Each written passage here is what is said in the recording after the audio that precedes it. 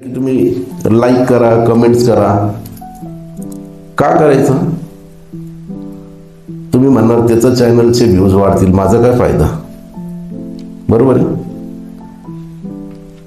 आता त्याच्या चॅनल्सचे व्ह्यूज वाढतील, पण तुला हे माहित नाही की तू त्याच्यापर्यंत पोहोचण्यासाठी किती इझिली पोहोचू शकतो.